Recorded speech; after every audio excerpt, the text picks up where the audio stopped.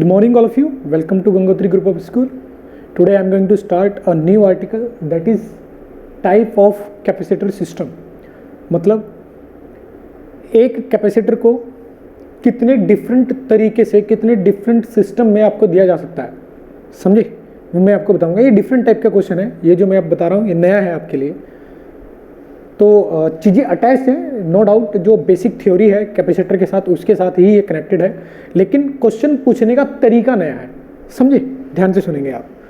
Constant charge system का मतलब क्या है कि मेरे पास एक कैपेसिटर है, एक कैपेसिटर है मेरे पास, ये कैपेसिटर है, सी कैपेसिटेंस है इसका.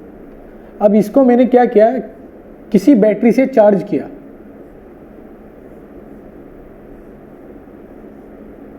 बैटरी का ईएमएफ मान लेते हैं V है, पोटेंशियल डिफरेंस बैटरी के अक्रॉस V है, क्लियर? और ये दे दिया मेरे को C,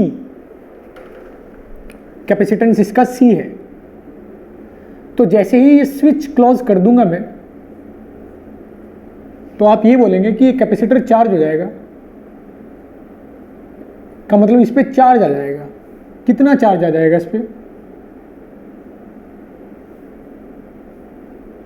ये स्विच मैंने बंद कर दिया है, यहाँ ऑन कर दिया है स्विच, तो पोटेंशियल डिफरेंस इसको फील होगा, जिसकी वजह से अब इस पे चार्ज कितना आ जाएगा? CV. कैपेसिटेंस C था इसका. इनिशियल चार्ज इसका कितना था? 0. इनिशियल चार्ज 0 था, फाइनल चार्ज इस पे आ जाएगा CV. समझे? तो अब चार्ज करने के बाद मैं क्या करता हूं, इस स्विच को दोबारा हटा देता हूं. चार्ज करने के बाद कैपेसिटर से मैंने बैटरी को हटा दिया है. अब कैपेसिटर पे चार्ज है फाइनली CV. इस प्लेट पर पॉजिटिव, इस पर नेगेटिव, पर पॉजिटिव और इस पर नेगेटिव. तो इसको मैं कहूंगा, इस कैपेसिटर को कांस्टेंट चार्ज सिस्टम, क्योंकि अब इससे बैटरी हटा दी मैंने. क्लियर? तो यानी एक ऐसा कैपेसिटर जो चार्ज्ड है, जिसकी पोलैरिटी आपको दी गई है, वो कांस्टेंट चार्ज कैपेसिटर सिस्टम कहलाता है. तो मैंने अभी प्रोसीजर बताया आपको कि इसको मैंने चार्ज कैसे किया. इसका मतलब ये है कि अगर मैं कांस्टेंट चार्ज सिस्टम यहां लिखना चाहता हूं तो वो कैसे लिखूंगा? और चार्ज्ड कैपेसिटर, और चार्ज्ड कैपेसिटर, और charged isolated capacitor. Isolated capacitor.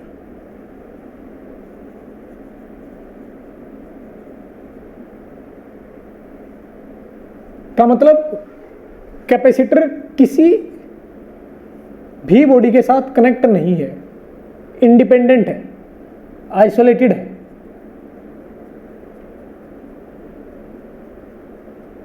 इस पे चार्ज कितना है? C × V. क्लियर? और इसका कैपेसिटेंस C है. अब यदि आप इस सिस्टम के साथ कुछ भी एक्टिविटी करते हैं, जैसे कि आप कोई डाइलेक्ट्रिक कांस्टेंट इसमें इंट्रोड्यूस करा देते हैं, या आप इनके बीच की डिस्टेंस, प्लेट के बीच की डिस्टेंस D को बढ़ा देते हैं, या अब इसको किसी दूसरे अनचार्ज कैपेसिटर के साथ अटैच कर देते हैं, समझे ना? ये चार्ज कैपेसिटर को किसी अनचार्ज कैपेसिटर के साथ कनेक्ट कर देते हैं. ये 3 एक्टिविटी मैंने बोली, और भी इस टाइप की एक्टिविटी हो सकती है. तो इन एक्टिविटी को करने के बाद फाइनल चार्ज इस पर क्या आएगा, ऐसे आपसे पूछा जाएगा. फाइनल पोटेंशियल डिफरेंस इसमें कितना आएगा, फाइनल इलेक्ट्रिक फील्ड इसके अंदर कितनी होगी, फाइनल पोटेंशियल एनर्जी कितनी होगी. इस तरीके से आपसे बात की जाएगी, समझे? क्लियर? ऐसे ही अगर कांस्टेंट पोटेंशियल सिस्टम की बात किया जाए, किसकी बात किया जाए? Constant potential system. Second, constant potential system, मतलब एक ऐसा कैपेसिटर जिसकी प्लेट्स के बीच पोटेंशियल कांस्टेंट है, का मतलब वो कंटिन्यूअसली कनेक्टेड है किसी बैटरी से, यही मतलब है। अगर ये कैपेसिटर C है, इसका कैपेसिटेंस C है और इसकी प्लेट के बीच पोटेंशियल डिफरेंस कांस्टेंट है, का मतलब क्या है कि ये कैपेसिटर कनेक्टेड है किसी फिक्स पोटेंशियल डिफरेंस से, यानी एक बैटरी से। Capacitor connected, capacitor connected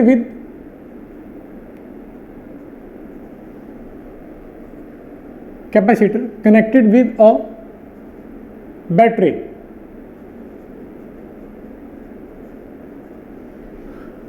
battery का पोटेंशियल डिफरेंस यानी ईएमएफ कांस्टेंट होता है। क्लियर? तो इस सिस्टम को मैं बोलूंगा कांस्टेंट पोटेंशियल सिस्टम। अब इन दोनों में ही किस तरीके से क्वेश्चन पूछे जाएंगे वो मैं आपको बताने जा रहा हूं। देखो इधर, इफ और dielectric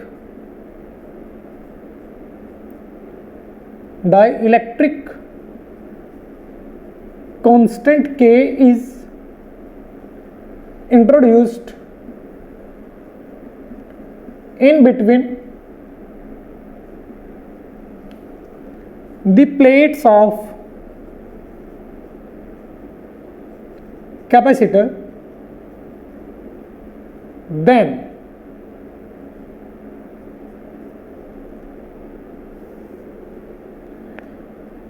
first point Q initial कितना था, सेकंड पोटेंशियल डिफरेंस इनिशियल कितना था प्लेट के बीच, third point inside electric field कितना था initial, fourth point Q V E और क्या पूछा जा सकता है, पोटेंशियल एनर्जी इनिशियल कितनी थी। ये अभी मैंने आपको नहीं बताया, ये मैं आपको बताऊंगा। पहले इन तीन के बारे में बातें कर लेते हैं, फिर पोटेंशियल डिफरेंस आपको ये पोटेंशियल एनर्जी मैं आपको बता दूंगा और फिर इस पे कमेंट करेंगे। अभी इन तीन चीजों पे ही कमेंट करते हैं। Q initial, V initial, Q initial कितना है, C इनिशियल कितना था, 3 डेल्टा V इनिशियल कितना था, 4 क्या लिखा था मैंने, 4 इलेक्ट्रिक फील्ड इनसाइड प्लेट के बीच में इलेक्ट्रिक फील्ड इनिशियल कितना था, और ये Q फाइनल कितना है, मतलब कौन सी एक्टिविटी। ये K इंट्रोड्यूस कराने के बाद ये इनिशियल स्टेज है, और फाइनल स्टेज क्या आएगी कि मैंने इसके बीच में एक डाइलेक्ट्रिक कांस्टेंट इंट्रोड्यूस करा दिया है। यहां एक डाइलेक्ट्रिक कांस्टेंट K मैंने इंट्रोड्यूस करा दिया है। पहले ये क्या था, कैपेसिटेंस इसका C था, इस पे चार्ज इनिशियल कितना था, CV।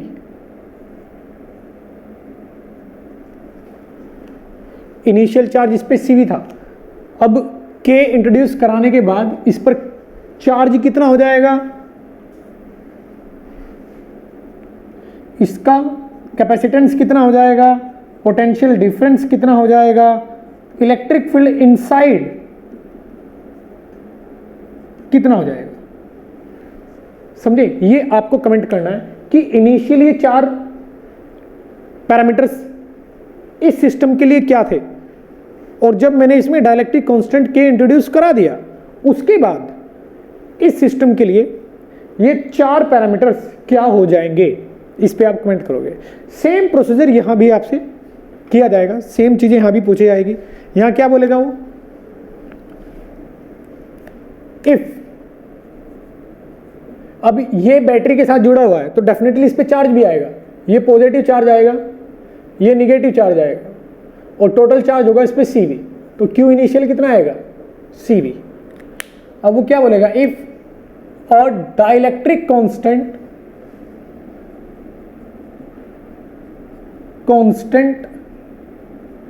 K is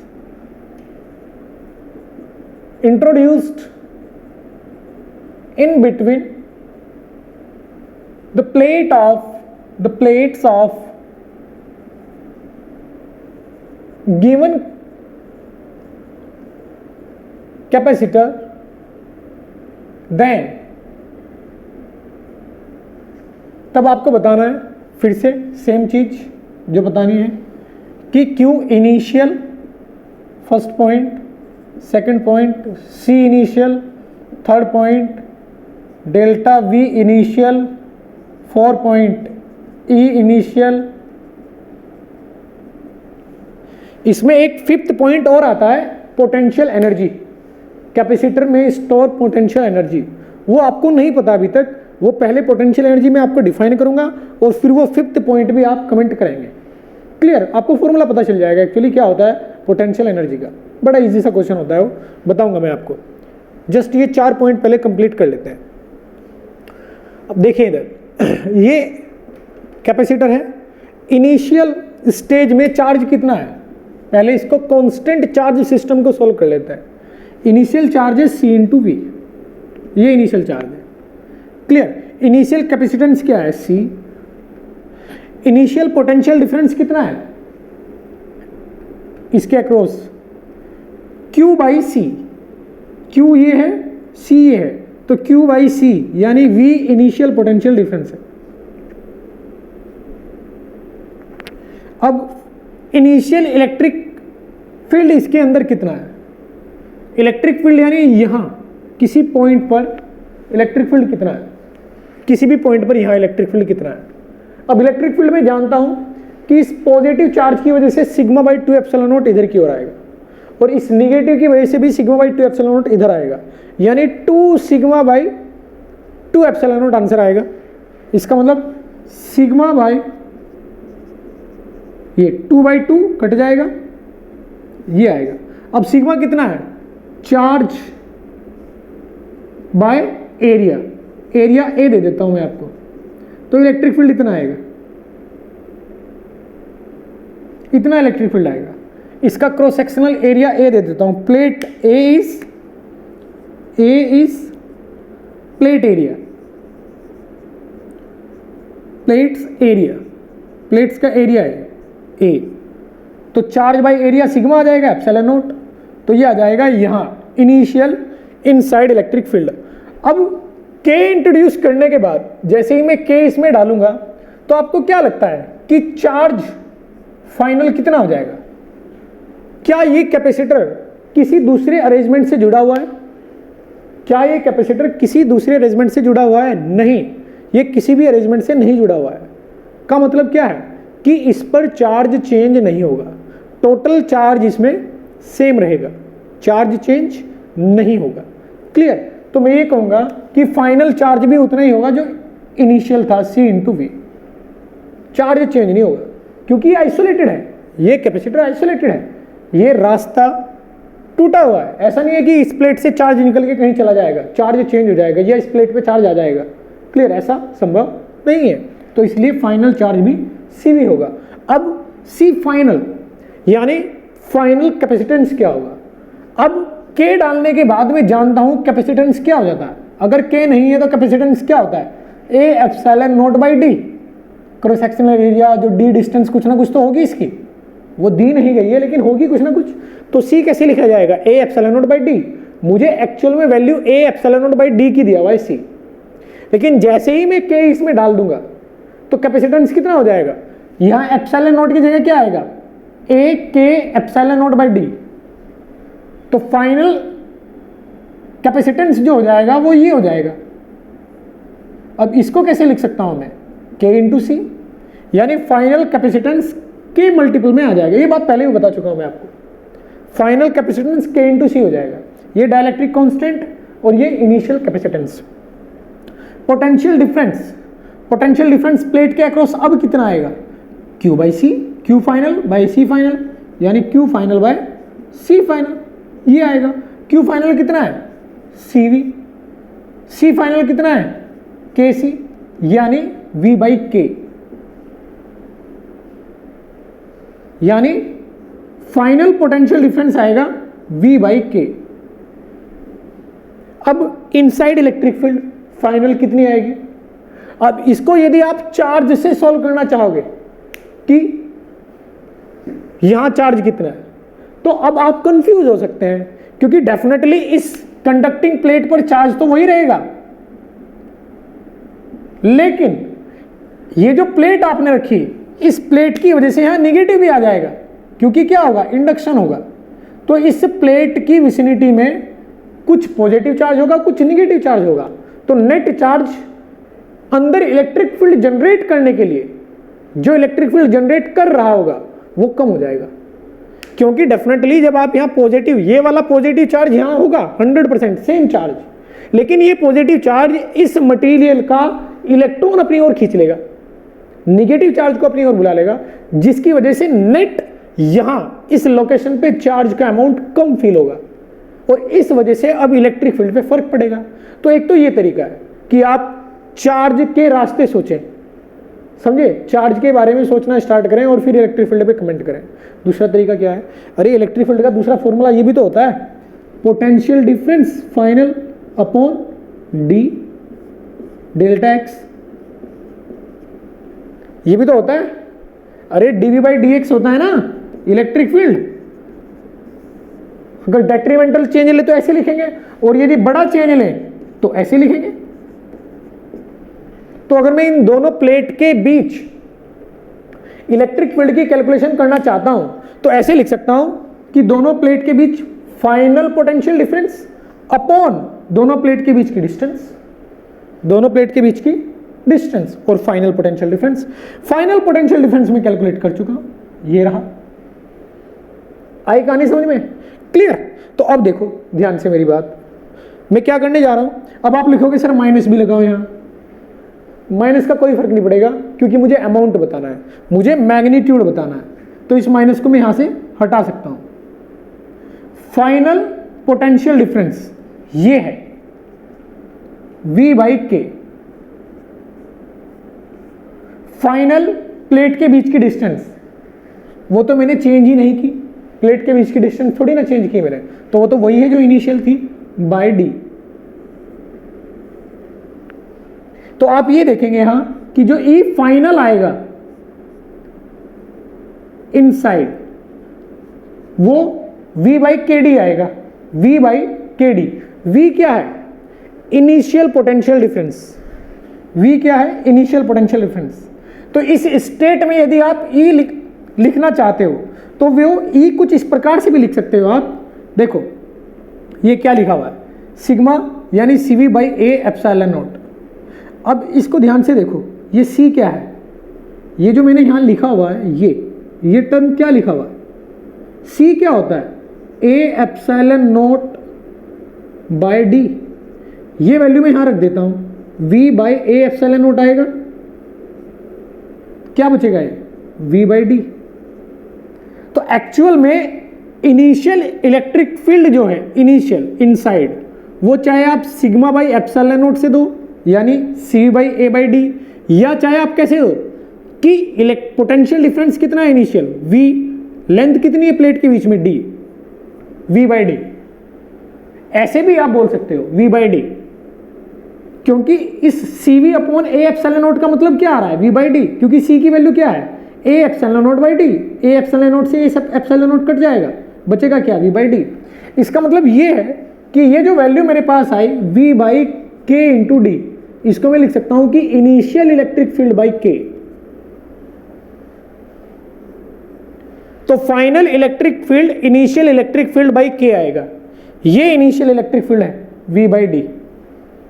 तो मैं इसको अब दोबारा फिर से आपको ये हटा देता हूं, ये तो प्रूव करने के लिए मैंने बताया था आपको। तो कुल मिला के जो फाइनल इनसाइड इलेक्ट्रिक फील्ड मेरे पास आएगा वो इनिशियल इलेक्ट्रिक फील्ड का जो पहले इलेक्ट्रिक फील्ड था वो कम हो जाएगा, के से डिवाइड हो जाएगा, उसको के टाइम्स रिड्यूस हो जाएगा, समझे, क्लियर। E इनिशियल बाई के फाइनल इलेक्ट्रिक फील्ड आएगा दोनों प्लेट के बीच में। कैसे मैंने निकाला, ध्यान से समझेंगे आप। Delta V by total distance यानी डेल्टा V बाई डी, और डेल्टा V आपके पास ये है तो V बाई के डी आएगा, और V बाई डी क्या है, इनिशियल इलेक्ट्रिक फील्ड, समझे।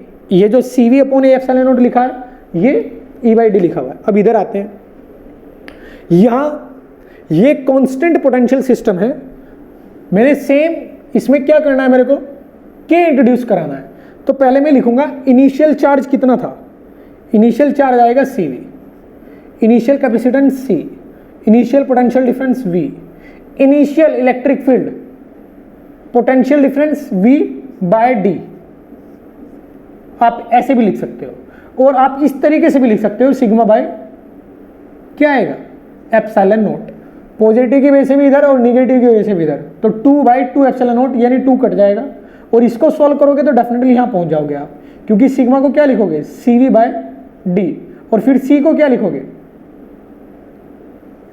CV बाय A लिखोगे, सिग्मा आएगा CV बाय A, और C को लिखोगे A epsilon naught by D, तो यही आएगा, एक ही बात है ये। क्लियर? तो अब मैं इसके बाद यहां फाइनल चार्ज क्या आएगा इस पे कमेंट करने जा रहा हूं, final capacitance, final potential difference और फाइनल इलेक्ट्रिक फील्ड क्या आएगा इस पे कमेंट करने में जा रहा हूं। बताइए फाइनल चार्ज कितना आएगा। जैसे ही मैं डाइलेक्ट्रिक इंट्रोड्यूस इसमें करा दूंगा तो कैपेसिटेंस फिर से क्या हो जाएगा KC, final capacitance. Final charge अब सेम नहीं रहेगा, क्योंकि ये रास्ता बैटरी से जुड़ा हुआ है और battery is a source of charge, battery charge दे सकती है इसको। तो जैसे ही इसमें K इंट्रोड्यूस कराओगे आप तो कैपेसिटेंस KC हो जाएगा, इसलिए फाइनल चार्ज KCV हो जाएगा। K इंट्रोड्यूस कराते ही ये C चेंज हो जाएगा, क्या हो जाएगा KC, इसलिए फाइनल चार्ज क्या हो जाएगा KC इंटू V, क्योंकि अब ये कैपेसिटेंस है KC, ये C final into V। Clear? ये क्या लिखा हुआ है C फाइनल इंटू V, इसलिए Q फाइनल। अब पोटेंशियल डिफरेंस क्या आएगा Q final upon C final, यानी KCV अपॉन KC यानी V। इसलिए मैंने बोला था कि कांस्टेंट पोटेंशियल सिस्टम है, बैटरी जुड़ी हुई है ना, समझे? बैटरी का पोटेंशियल कितना होता है V कांस्टेंट, तो इसके अक्रॉस भी कितना आएगा पोटेंशियल डिफरेंस V कांस्टेंट, पहले जो था वही बाद में आएगा। अब इलेक्ट्रिक फील्ड पे कमेंट करते हैं, इलेक्ट्रिक फील्ड क्या आएगा वही फिर से पोटेंशियल, मुझे सिर्फ मैग्नीट्यूड बताना है इलेक्ट्रिक फील्ड का, inside potential difference final upon delta x final. मैं दोनों प्लेट के बीच की लेंथ डेल्टा एक्स वो तो चेंज नहीं कर रहा हूं, D पोटेंशियल डिफरेंस कितना है इनिशियल। तो इसका मतलब इस केस में final potential difference upon D आएगा, और फाइनल पोटेंशियल डिफरेंस क्या है इनिशियल पोटेंशियल डिफरेंस, यानी यहां V बाई D जो इनिशियल था V बाई D। इसका मतलब कांस्टेंट पोटेंशियल सिस्टम में final electric field initial electric field के बराबर आता है, क्योंकि ये कोई भी चेंज नहीं हुआ, ना तो D चेंज किया ना मैंने V चेंज किया। इनिशियल भी V बाई D था, फाइनल भी V बाई D आएगा। इसका मतलब इलेक्ट्रिक फील्ड में कोई चेंज नहीं होता है इस वाले केस में। अब ये जो मैंने एक्टिविटी डाइलेक्ट्रिक कांस्टेंट को इंट्रोड्यूस कराने वाली आपको बताए कि इस केस में डाइलेक्ट्रिक कांस्टेंट अगर मैं डालता हूं कांस्टेंट चार्ज सिस्टम में, तो ये चार चीजें किस प्रकार से चेंज हुई ये आपने अभी देखा। अब वो एक्टिविटी चेंज कर सकता है, कैसे चेंज कर सकता है कि वो डाइलेक्ट्रिक कांस्टेंट नहीं डालता है, वो क्या करता है दोनों के प्लेट के बीच की डिस्टेंस को आधी कर देता है। पहले डिस्टेंस D थी, अब D/2 कर देता है। तो बताइए कि ये चारों चीजें किस प्रकार से चेंज हो जाएंगी। इनिशियल कैपेसिटेंस C था, तो अब ये किस प्रकार से चेंज हो जाएंगे। इनिशियल चार्ज Q था, समझे? तो इस क्वेश्चन को जो मैंने अभी बोला आप अपने आप करेंगे, सॉल्व करके देखेंगे, और फिर व्हाट्सएप पे या किसी भी फ़ोन कॉल के दौरान मुझसे आप आंसर को डिस्कस करेंगे, समझे? या जूम लेक्चर के दौरान आप इसको डिस्कस करेंगे मेरे साथ। क्या बोला मैंने? डिस्टेंस आधी कर दी जाती है कांस्टेंट चार्ज सिस्टम में, तो इन चार क्वेश्चन का आंसर क्या आएगा सेम इधर। यदि कांस्टेंट पोटेंशियल सिस्टम में डिस्टेंस को आधा कर दिया जाए, प्लेट के बीच की डिस्टेंस को आधा कर दिया जाए, तो ये चार चीजें किस प्रकार से चेंज होगी। तो दूसरी एक्टिविटी है, और भी एक्टिविटी हो सकती है, क्लियर? और भी डिफरेंट टाइप की ऐसी एक्टिविटी हो सकती है, आप अपना दिमाग चलाओगे। मैं बेसिक फंडामेंटल सी यूज कर रहा हूँ, जो बेसिक डेफिनेशन से Q बराबर CV उसी को यूज किया जा रहा है। इलेक्ट्रिक फील्ड का फॉर्मूला जो मैंने अभी तक बनाया है उसी को यूज कर रहा हूँ मैं, कुछ भी नई बात नहीं है। क्वेश्चन पूछने का तरीका सिर्फ नया है, समझे? तो इसको ध्यान से देखेंगे आप।